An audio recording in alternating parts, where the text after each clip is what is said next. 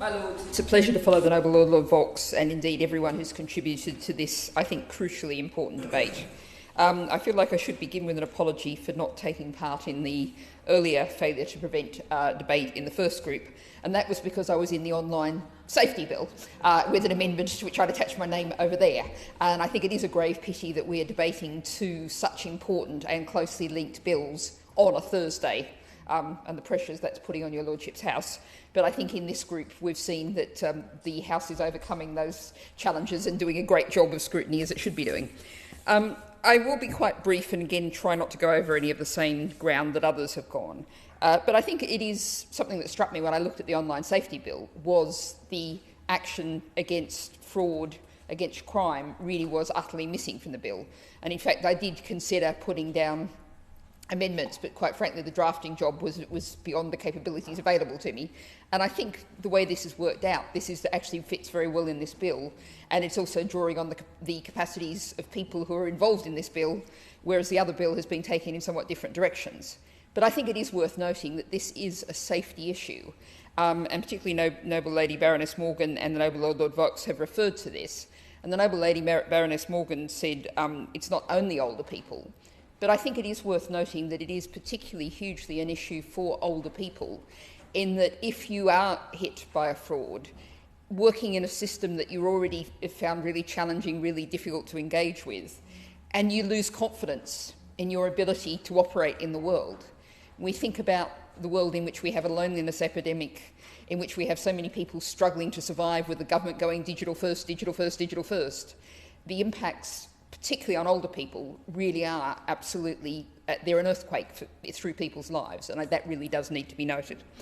Now, I just want to lots of people have talked about the scale of this problem, but I don't think anyone's mentioned, and it is worth mentioning, that UK Finance, the trade association for the UK banking and financial sectors, said that financial fraud is now a national security threat. And that ties indeed with the Noble Lord Alton's amendment earlier. And the first half of 2021, more than £750 million was stolen, and that was a 30% increase on the same period from the previous year. So we're looking at something that's really escalating and that really absolutely demands action. Now, my chief, perhaps, original contribution to this debate comes in actually drawing on some terminology that comes from my days in women's development.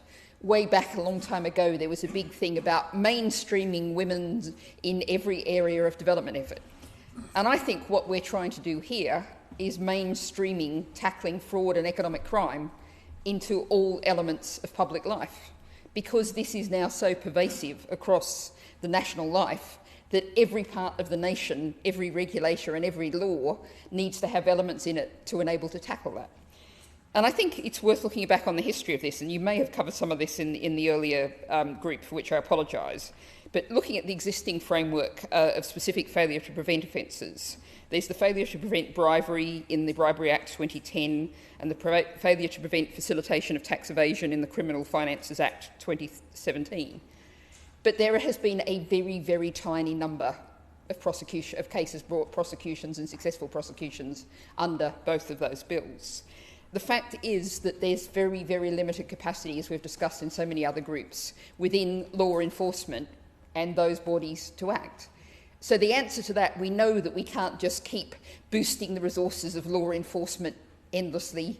I will, in the interests of being emulative, I won't get into police numbers. I'll be very good. But this, we're starting to create a different landscape, but we haven't got the tools to actually deliver what we're saying we want to do. And so I think that these two amendments together, I've attached my name to Whitey 1 because there wasn't space on 94, but these two amendments together really do tackle, as the Noble Lord Vox said, tackling all the enablers in the fraud chain, taking us forward with the whole of society tackling a problem that threatens all of us.